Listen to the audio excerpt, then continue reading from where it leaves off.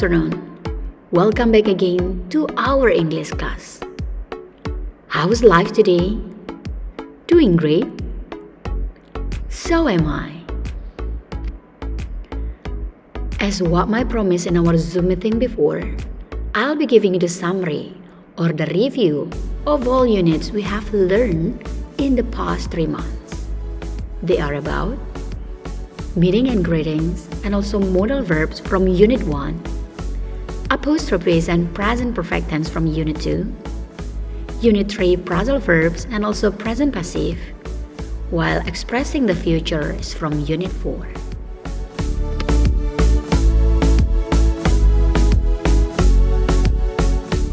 Now, let's first talk about meeting and greetings, as you can see in your course book, page 8.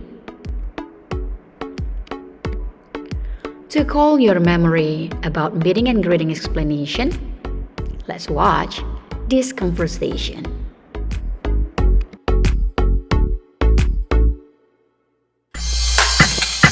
English Sing. Good morning.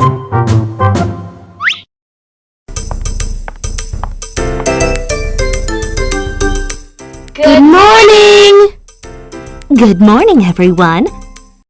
How are you? Fine, thanks. How are you? Great! Come in, please. Nice to meet you. My name is Kate. Nice to meet you too. Sit down, please. Thank you.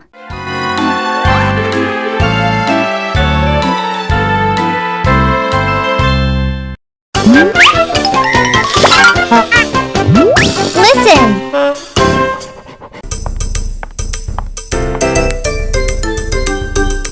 Good morning!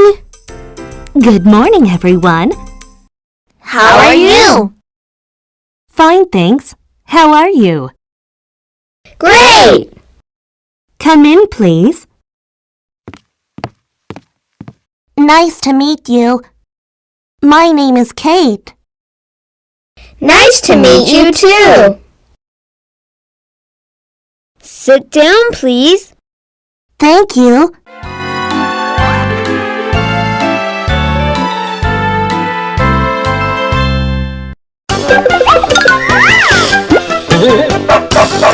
Speak aloud.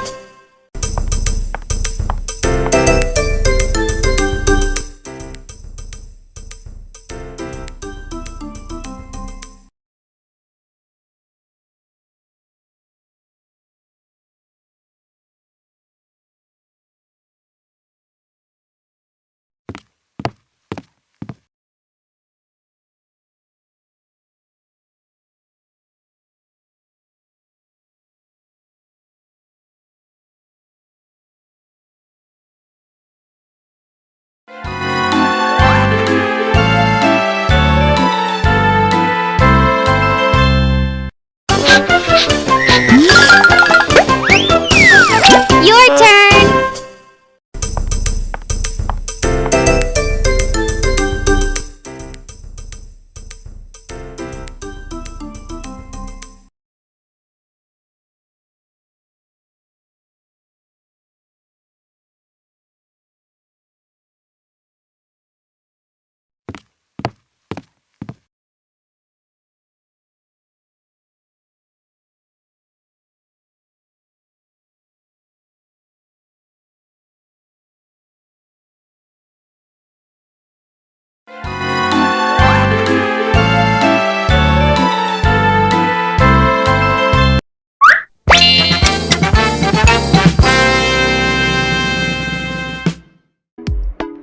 Now, let's continue to talk about modal verbs as you can see in your course book, page 11.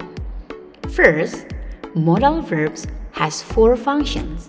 They are to ask for and giving advice. Second, to ask permission. Third, to overdoing something. While the 4th is for having the request. Each function of the modal verb uses different modal verbs, of course. For more understanding about the modal verbs, you may see the following conversation.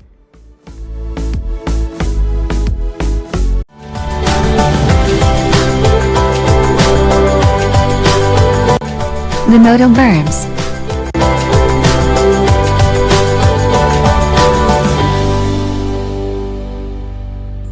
What are you gonna do here, Grandma? Well, I'm gonna make pizza. Can I help you? Yes, of course, but you should wear an apron. Perfect. First we must mix everything, in order to obtain the dough.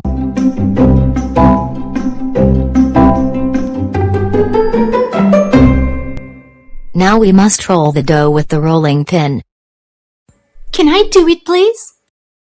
Yes, of course.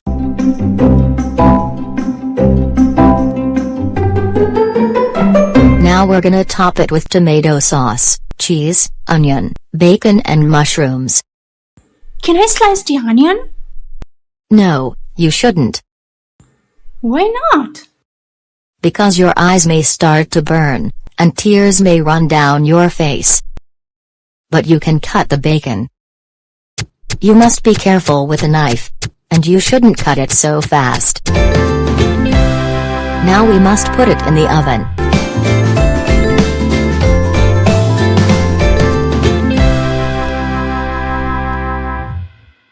How long should we bake our pizza? We shouldn't bake it for more than 15 minutes, it could get burned. The pizza must be ready now. Let's take a look. Grandma, is the pizza ready? It smells delicious. You must wash your hands before you eat.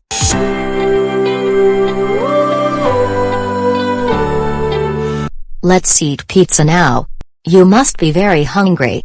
Yeah, we are. Grandma, could you pass me the ketchup, please? Of course, here you are. Thanks. Would you like some more? No, thanks. I would like an ice cream now. Let's go to the park and have some ice cream, shall we? That sounds awesome. Shall I take my bike too? And shall I take my roller skates? Sure, you can take your bike and roller skates too.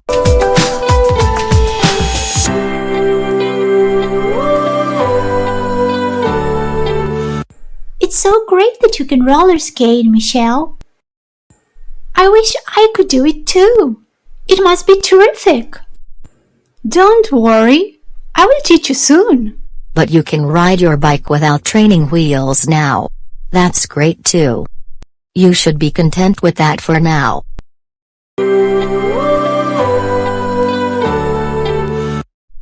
Look at these beautiful flowers. Can I pick them, Grandma? No, you mustn't pick the flowers. Can I drink water from this fountain? No, you shouldn't drink water from that fountain. It's not healthy. You might get sick. This is a special fountain. If you throw a coin into the water, you can make a wish. It might just come true.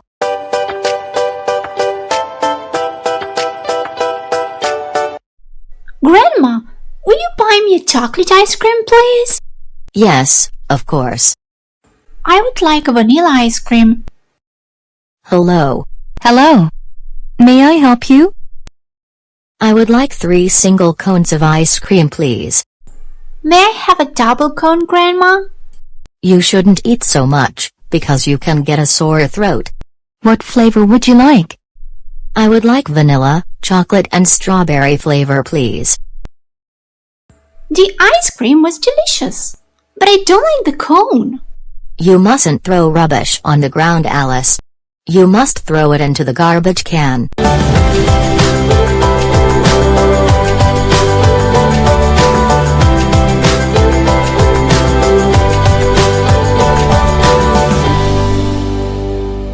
You mustn't climb up the slide. You may hurt yourself, and you may hurt other kids too. Ladders are for climbing. Alice, you must wait your turn.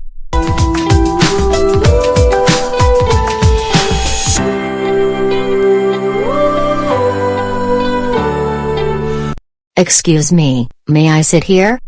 Yes, you may. Thank you.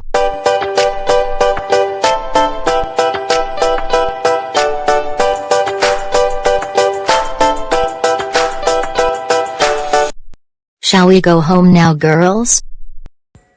Could we stay a little bit longer, please? Oh, that might be your mom. Yes, she is. She must be curious to know what we're doing.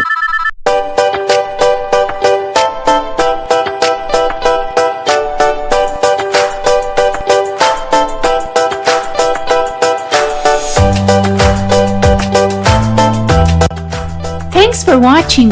If you like this video, please subscribe to our YouTube channel. Bye!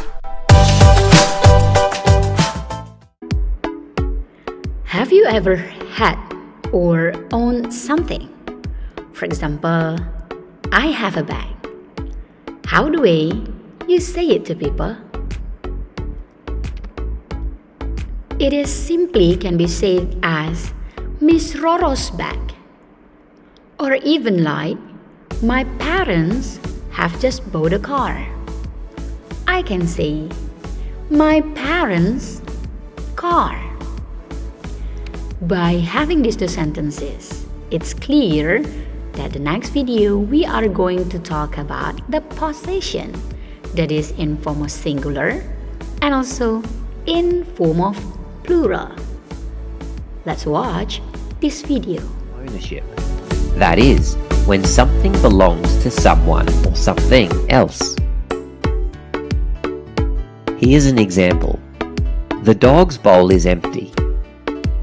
This word is what we call a possessive noun, a noun that is in possession of something.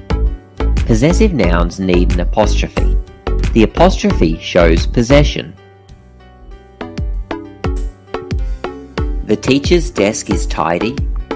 The baby's mother is tired. That's my friend's house. Can you see the possessive nouns in these sentences? Here's the first. Teachers. The teacher's desk. The desk belongs to the teacher. The next. Babies. Baby's mother. The mother belongs to the baby. The last sentence has two words with apostrophes, but only one possessive noun, friends, because it's the friend's house. The word that's is a contraction, short for that is. These are examples of singular possessive nouns. Singular possessive nouns need an apostrophe before the S. The rule changes slightly when showing possession with a plural noun. Let's go back to our first sentence. But now let's imagine two dogs sharing the bowl. The apostrophe is moved to after the S. The dog's bowl is empty. From this, we know that the bowl belongs to more than one dog. Now let's go back to the sentence, the teacher's desk is tidy. If the desk belonged to more than one teacher, we would need to place the apostrophe after the S to show it is a plural possessive. The teacher's desk is tidy. The third sentence was, the baby's mother is tired. If the mother belonged to more than one baby, we would need to place the apostrophe after the S. And, now that we're writing the plural form of the word baby, we'll need to change the Y to an I and add ES. Then we put our apostrophe after the S. This sentence now shows that the mother belongs to more than one baby. So, to show possession for singular nouns, we add an apostrophe before the S. And for regular plural nouns, we simply add an apostrophe after the S. Irregular plurals are an exception. An irregular plural is a noun that does not become plural by adding s or es. For example, tooth, teeth, woman, women, child, children. This sentence reads, "The woman's idea is interesting."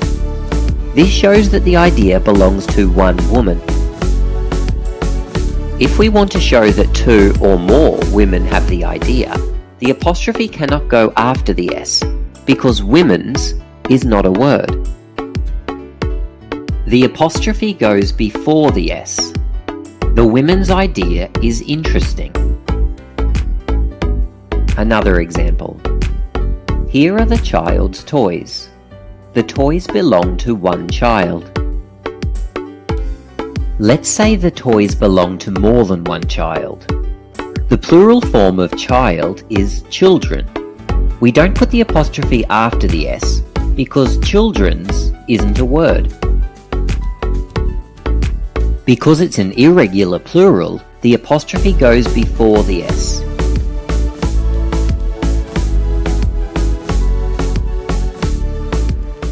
Okay, that's all about the explanation for the apostrophes. Now let's continue to listen and to watch the explanation about present perfect tense of Unit 2. Have a look this following video.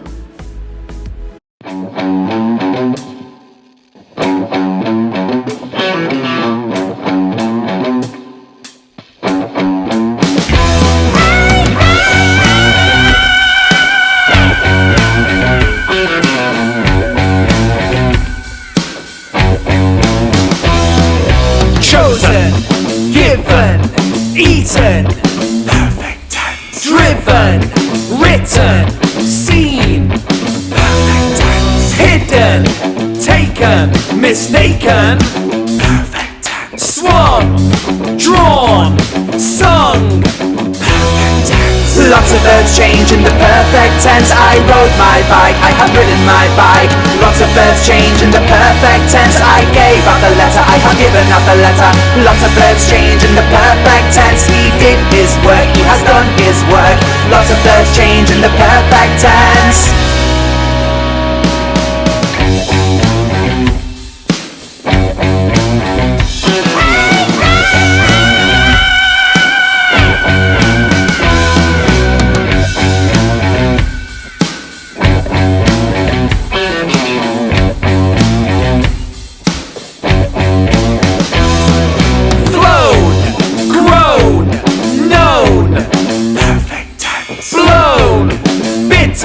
Forbidden, perfect tense. Forgotten, ridden, frozen, perfect tense. Fallen, gone, done, perfect tense. Lots of verbs change in the perfect tense. I drew a house, I have drawn a house. Lots of verbs change in the perfect tense. I took my bag, I have taken my bag. Lots of verbs change in the perfect tense. They showed their work, they have shown their work. Lots of verbs change in the perfect tense. We began the test. We have begun the test. The perfect tense needs have, has, or had. The perfect tense needs have, has, or had.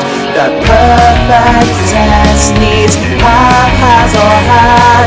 The perfect tense needs have, has, or had.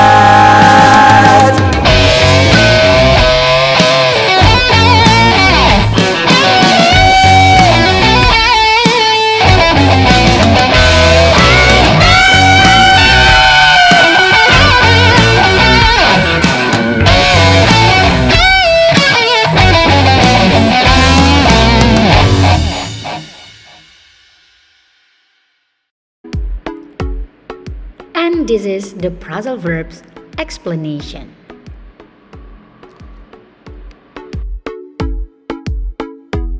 Phrasal verbs. They're very common in spoken and informal English. They indicate action. They're made up of two parts, a verb and a preposition or adverb. For example, stand up, sit down. In these phrasal verbs, the adverb or preposition comes directly after the verb. Sometimes the preposition or adverb is placed after the object. For example, put your books away. We can also say, put away your books. The order of the object and preposition or adverb can usually be changed unless we are using a pronoun for our object. For example, let's use the pronoun them in place of the books. We say, put them away. We cannot say, put away them. If using a pronoun as the object of a phrasal verb, it must go between the verb and preposition or adverb.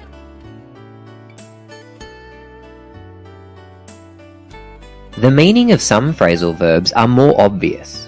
They're literal. Stand together with up means to stand up. Put with away means to put away. But many phrasal verbs are not literal. They're figurative. The meaning of a phrasal verb can often be something completely different to the base verb. This means that phrasal verbs need to be memorized individually. Take this phrasal verb, make up. The verb make means to build or form something. You could make a pizza. But used in the phrasal verb make up, the meaning is completely different. Make up refers to people forgiving each other.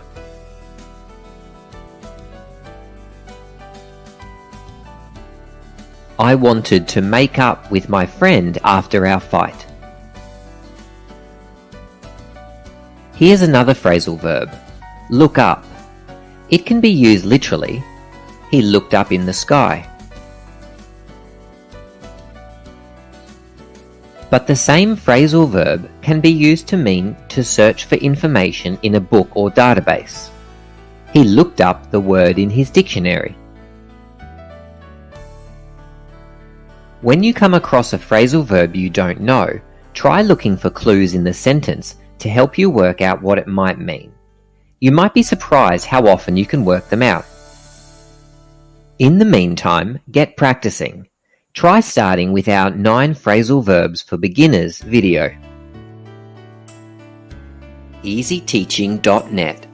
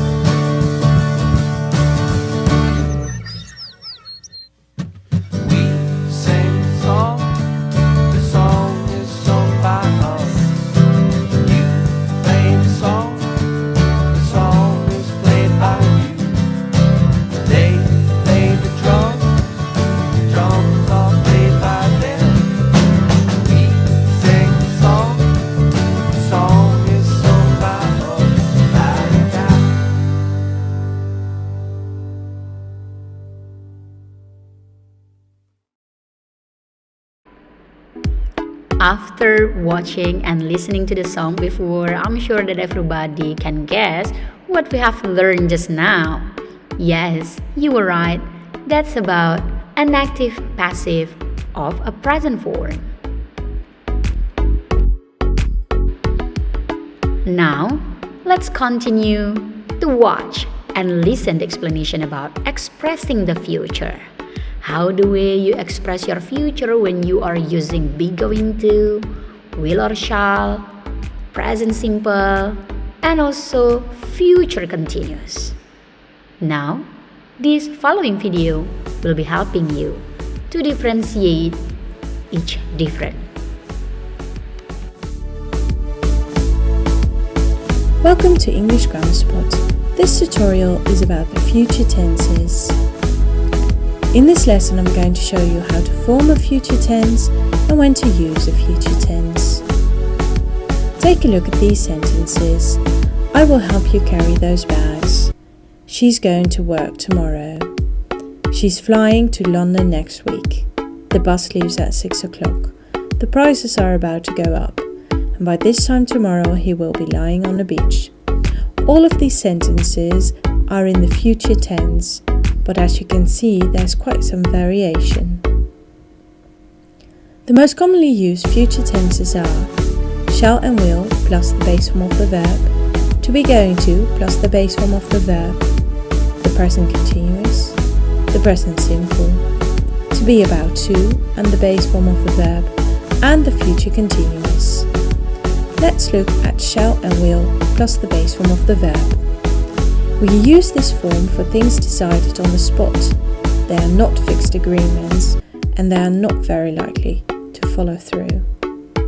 We need to pay extra attention to shall because we only use shall in questions with I and we. Shall I help you with that? And shall we go for a swim? We use will in all other situations. I will take the bus, you will listen to me, we will make dinner, and they will drop by. Let's look at questions with will. Again, we use the base form of the verb. Will he put up his tent? Will she celebrate her birthday? Will you park your bikes in the shed? Let's look at negations with will. We use will and add not, contracting it into won't and the base form of the verb. Now I've also included shall. Shall plus not becomes shan't and the base form of the verb. But this form is very old-fashioned, but I thought it would be fun to put it in anyway.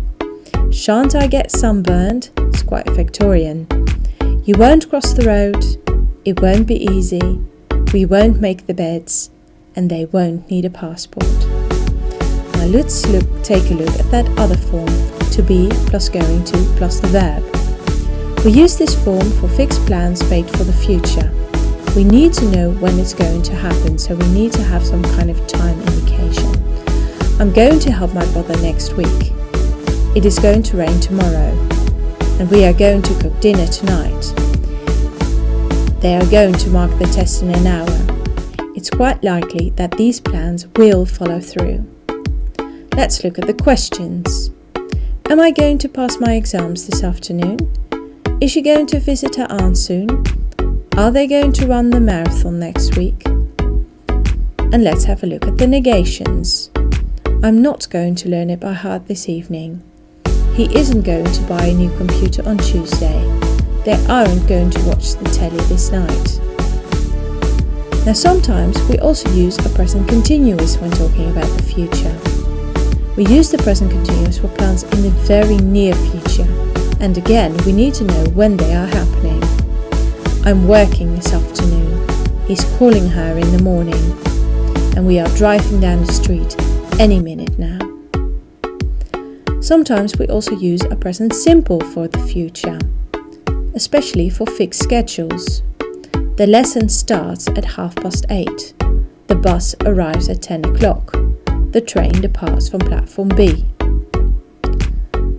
Another form to talk about the future is to use to be about to plus the base form of the verb.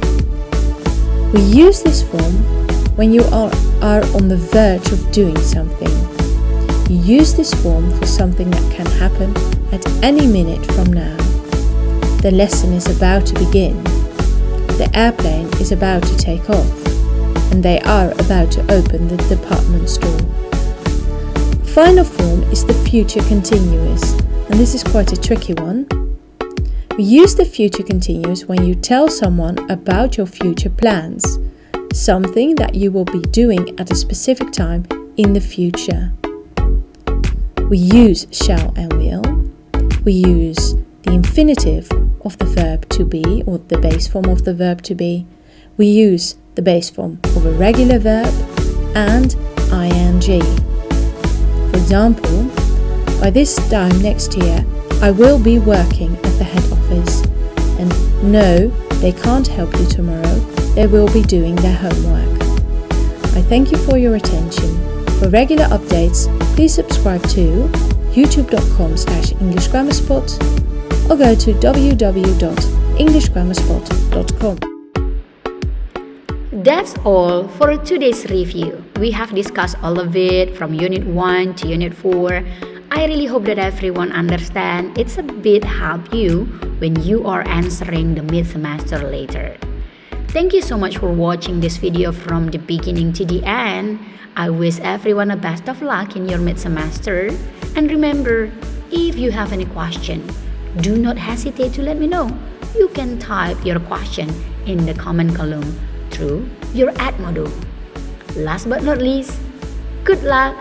Thank you so much and see you again. Goodbye, class.